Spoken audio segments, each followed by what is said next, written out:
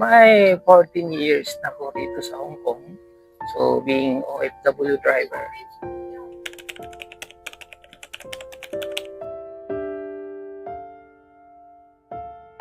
Isa sa mga napakahirap na sacrifice ko being isang OFW is yung talagang malayo ka sa pamilya mo.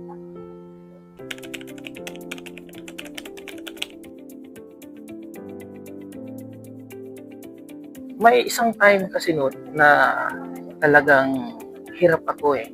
Tapos narinig ko sa kasambahay ko katulong about something opportunity which is parang na-in-touch ako doon. Kaya nagtanong ako.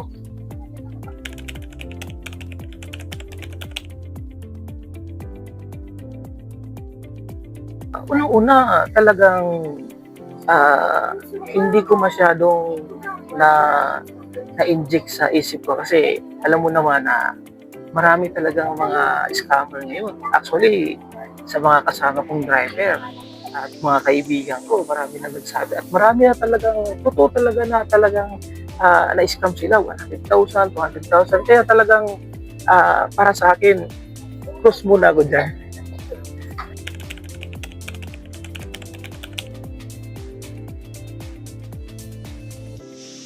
Ay malaki.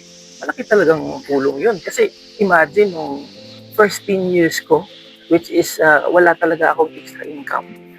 Sahod padala lang yung ginawa ko. Talagang nakita ko yung pagbabago nung nasimulan ko.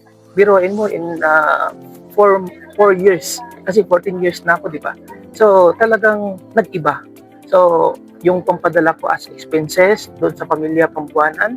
So talagang nakukuha ko siya sa business. Kaya ang ginawa ko, yung sahod ko talagang iniipon ko na. Kaya doon nagsimula na nakapag-pay tayo ng equity sa bahay at saka sa, di ba, hindi biro, kumuha ng Lancaster, no, di ba, sa Cavite. So, yun yung mga time na naipundar ko yung mga naiipon ko galing sa business na to, dahil sa business na to.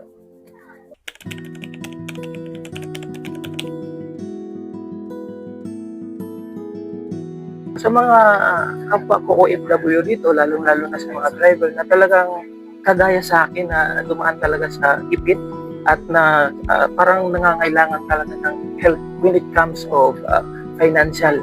So talagang masasabi ko sa inyo guys na talagang malaki yung maitutulong ng opportunity ng platform ng system na to sa online natin sa itong company na to na ginagalawan natin.